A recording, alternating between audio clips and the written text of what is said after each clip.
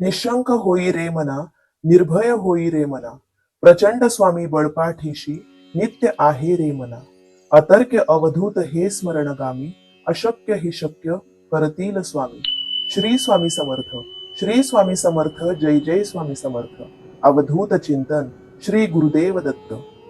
स्वामी भक्त हो, स्वामींचे संदेश म्हणजे आपल्या आयुष्यातील निर्णय घेण्यास मदत. स्वामींचा काही संकेत, संदेश किंवा स्वामींचे आशीर्वाद असू शकतात. समोर दोन पर्याय दिसत आहेत.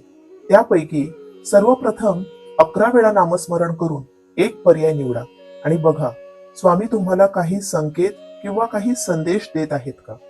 इच्छा असल्यास आपण दोन्ही पर्याय बघू शकतो. श्री स्वामी समर्थ. ज्यांनी प्रथम पर्याय निवडला असेल त्यांना देव सांगतात, बाळांनो, एक अदृश्य दैवीय शक्ती तुमच्याशी संवाद साधण्याचा प्रयत्न करत आहे आणि तुम्हाला काही लोकांपासून सावध करू इच्छित आहे. त्यामुळेच तुम्ही या संदेशापर्यंत पोहोचला आहात.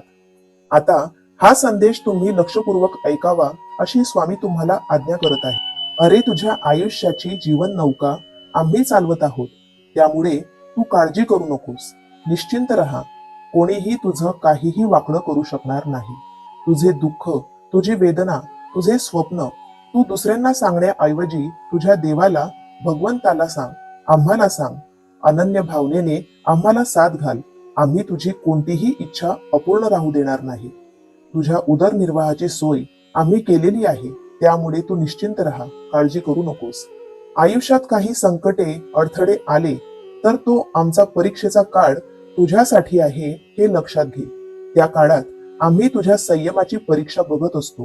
तुझा आमच्यावर किती विश्वास आहे हे बघत असतो. कासवाच्या गतीने का होईना, पण रोज थोडे थोडे प्रयत्न करा. तुमच्याकडे जे काही असेल ते तुमच्या मेहनतीचं असेल हा प्रयत्न करा. तुमच्या स्वतःच्या कष्टाचं असेल हा प्रयत्न करा. कारण स्वतःच्या कष्टाचं आणि मेहनतीचं जे कमावलेलं असतं त्याचा पायाही तितकाच मजबूत असतो. दुसऱ्यांना लुबाडून दुसऱ्यांच्या जीवावर उभारलेल्या इमारतीचा पाया हा नेहमीच कच्चा असतो. त्यामुळे बाळांनो, जे काही करायचे असेल ते स्वतःच्या हिमतीवर करा, प्रामाणिकपणे करा, कष्टाने करा आणि त्याचबरोबर भगवंतावर विश्वास ठेवा. तुमची ऊर्जा, तुमची शक्ती वाढवून देण्यासाठी देव कार्य करत आहे. तुम्ही देवाकडे जाऊन आनंदासाठी प्रार्थना केलेली आहे, ते देवाने ऐकलेले आहे.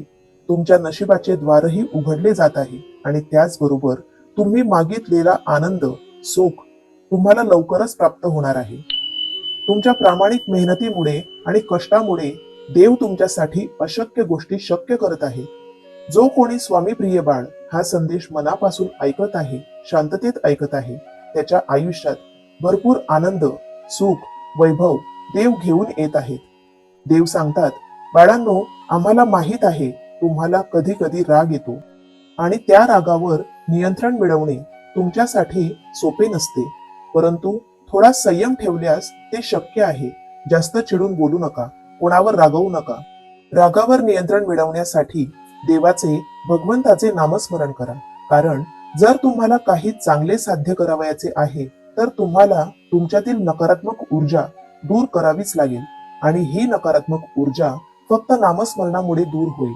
आणि नकारात्मक ऊर्जा एकदा दूर झाली की राग, संताप देखील तुम्हाला नियंत्रणात आणता येईल. लक्षात घ्या, ज्या माणसाजवळ संयम आहे तो प्रत्येक गोष्टीचा धनी असतो. कसं बोलावं ही कला आहे, पण कसं बोलू नये हे संस्कारच ठरवत असतात. जे साधं असतं ते छानच असतं, मग ते जगणं असो किंवा वागणं. देव सांगतात, आपण जे देतो तेच आपल्याकडे परत येतं. त्यामुळे इतरांना नेहमी चांगलेच द्या, तुम्हालाही चांगलंच मिळेल. माणूस हा अडचणीमुळे हरत नाही, तर तो त्यावेळी हरतो जेव्हा अडचणीच्या वेळी त्याचेच माणसं त्याची साथ सोडतात. त्यामुळे आयुष्य जगताना कोणी आपल्याला शेवटपर्यंत साथ देऊन चालेल या भ्रमात राहू नका. कारण जोपर्यंत तुमची वेळ चांगली आहे तोपर्यंत सगळे तुमचे आहेत आणि एकदा तुमची वेळ बिघडली की तुमची जवळचे सुद्धा तुमचे दूरचे होऊन जातात.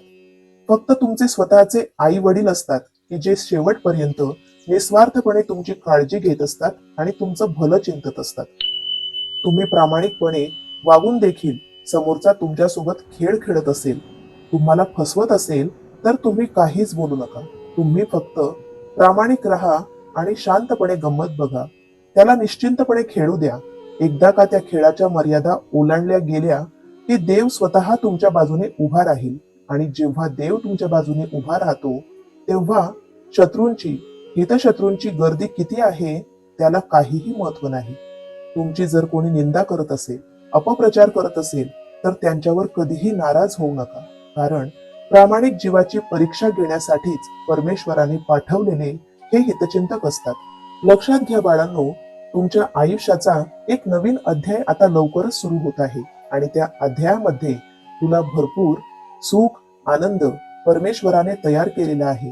त्या सर्व काही चांगल्या गोष्टी तुझ्या मनाप्रमाणे घडणार आहेत, ज्यासाठी तू पात्र आहेस. तू ठेवलेला संयम नक्कीच फळाला येणार आहे.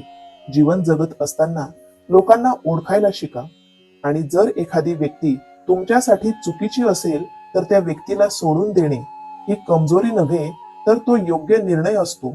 तीच खरी जागरूकता असते. डोळे बंद ठेवून कोणावरही आंधळा विश्वास ठेवू नका. तुमचे मौल्यवान आयुष्य एखाद्या चुकीच्या व्यक्तीसाठी निरर्थक वाया घालवू नका. तुम्ही फक्त तुमच्या योग्य मार्गांनी चालत राहा.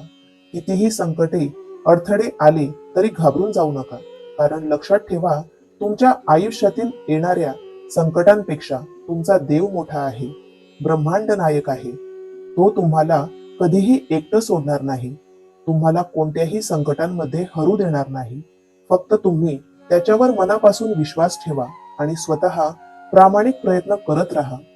दररोज श्री स्वामी समर्थ या मंत्राचा 11 माळ जप करणे, स्वामी चरित्र सारामृताचे 3-3 अध्याय वाचन करणे, दररोज संध्याकाळी आपल्या कुलदेवीच्या मंत्राचा 1 माळ जप करणे. मंत्र माहीत नसल्यास ओम ऐं ह्रीं क्लीं चामुंडाय विच्चे या मंत्राचा जप करणे. स्वामींच्या केंद्रात किंवा मठात आरतीसाठी उपस्थित राहण्याचा प्रयत्न करणे. अशा सेवा, उपासना आपल्यासाठी फायदेशीर ठरतील. श्री स्वामी समर्थ. तुमचा जर स्वामींवर, त्यांच्या योजनांवर, त्यांच्या पवित्र शक्तीवर विश्वास असेल तर मनापासून श्री स्वामी समर्थ असे लिहा. श्री स्वामी समर्थ. ज्यांनी समोरील दुसरा पर्याय निवडला असेल त्यांना देव सांगतात, जुन्या वाटेवर अडचणी आल्याशिवाय नवीन वाटांचा शोध लागत नाही. जीवनात स्वतःला न पटणाऱ्या गोष्टी जो स्पष्टपणे नाकारतो त्याला कधीच पश्चाताप करण्याची वेळ येत नाही. तुमचा स्पष्ट स्वभाव समोरच्याला खटकत असेल तर ती त्याची समस्या आहे. तुम्ही फक्त आरशाप्रमाणे स्वच्छ राहा. काळजी त्यांनी करायची आहे ज्यांचे मुखवटे नकली आहेत. कुणाच्या नादात किंवा वादात पडण्यापेक्षा उद्योगात पडा.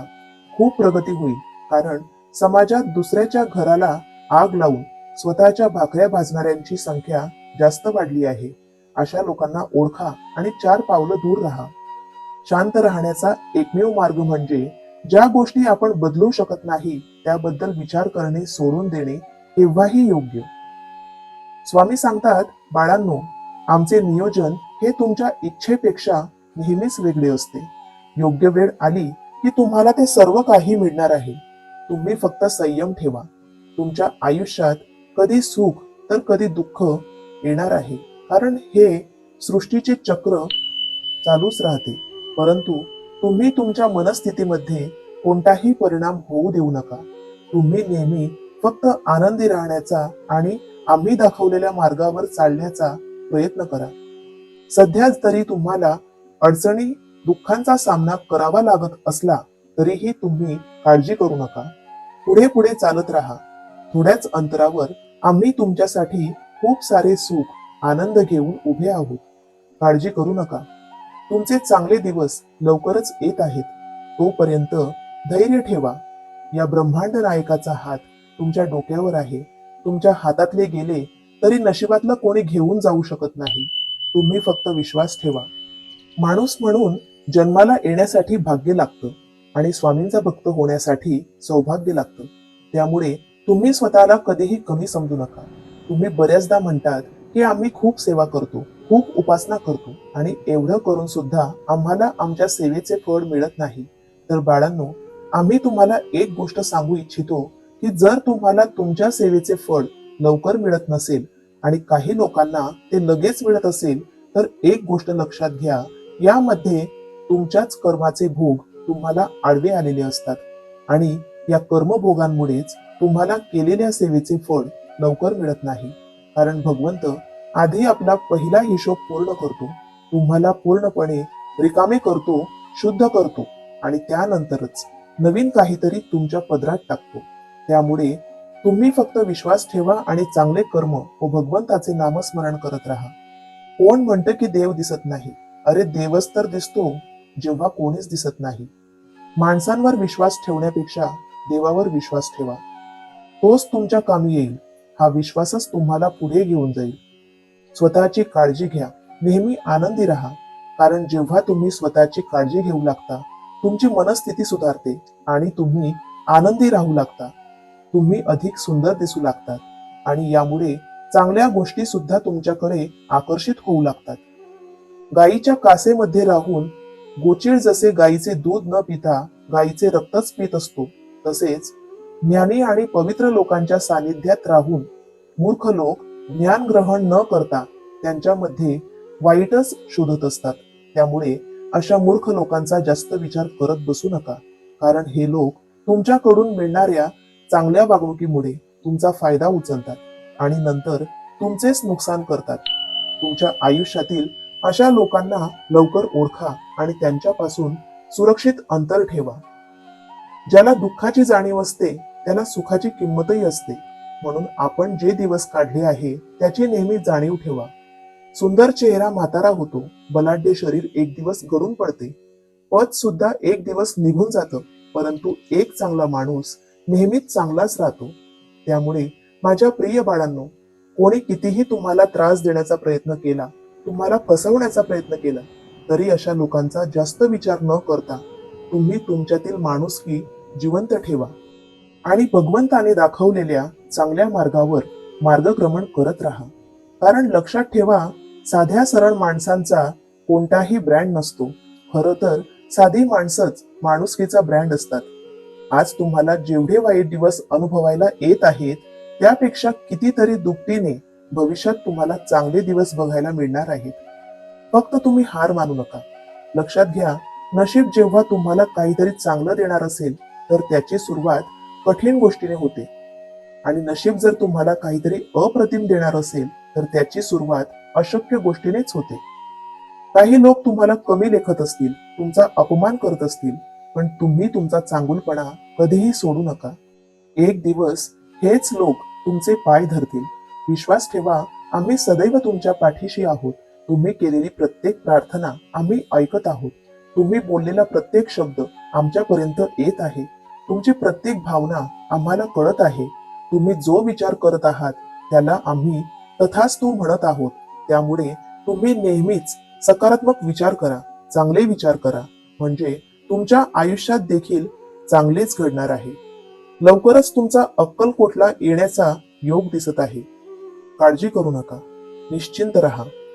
स्वामी चरित्र सारामृताचे 3 अध्याय पठण करणे, श्री स्वामी समर्थ मंत्राचा 11 माळ जप करणे, स्वामी सहस्र नामावलीचा दर गुरुवारी जप करणे, वृद्धांची सेवा, गरीब असहाय लोकांना मदत करणे, दान धर्म करणे, अशा सेवा उपासना आपल्यासाठी लाभदायक ठरतील. श्री स्वामी समर्थ. श्री स्वामी समर्थ. स्वामी भक्त हो, आजचा स्वामी संदेश ऐकल्यानंतर श्री स्वामी समर्थ लिहिण्यास विसरू नका. सेवा करा, सेवेकरी व्हा. श्री स्वामी समर्थ. श्री स्वामी समर्थ. जय जय स्वामी समर्थ.